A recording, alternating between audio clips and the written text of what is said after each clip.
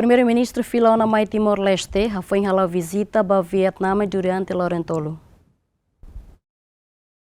Primeiro-ministro Kairala Xanana Guzmão, a delegação Filona Mai Timor-Leste, foi em a visita oficial à República Socialista Vietnã durante Lorentolo. O objetivo é meter relação bilateral não promove cooperação entre nação rua. Primeiro-ministro e o Vietnã ao encontro cortesia o secretário-geral do Partido Comunista Vietnã, no presidente Vietnã To Lam. Xanana Mos participa em abertura ao Fórum Futuro ASEAN na região rua Ronolo Resinen, nebeha livre liderança política, formulador política no parceiro de desenvolvimento Sira Husi região no mundo. Durante a visita a Timor-Leste no Vietnã, assina acordo e a área educação, ensino superior, isenção visto para portador passaporte comum, na cooperação entre Tatoli IP e Vietnam News Agency. Muito com o primeiro-ministro,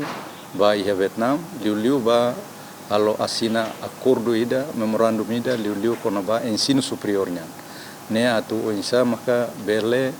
truca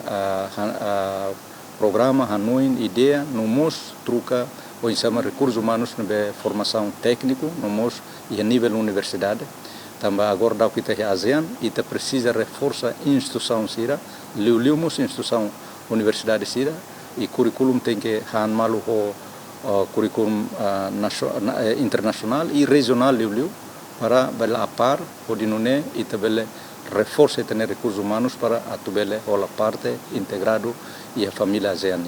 Ministério da Educação de Timor-Leste e a oportunidade assina nota de entendimento do Ministério da Educação da República Socialista Vietnã e acordo importante de tebes e da Recata Vietnã e a região nação que tinha área de educação, ser no desenvolvimento de tebes, então assina acordo da mos oportunidade de aqui para o Ministério da Educação Timor-Leste a serviço mútuo que é a área formação dos professores, não temos para a área ensino secundário técnico vocacional, não temos a área baraclitan que é a oportunidade para ir a tubele aprende o simalo, não temos o Ministério da Educação Hanoi que está em futuro, nós beli exchange entre estudantes do Vietnã, não temos estudantes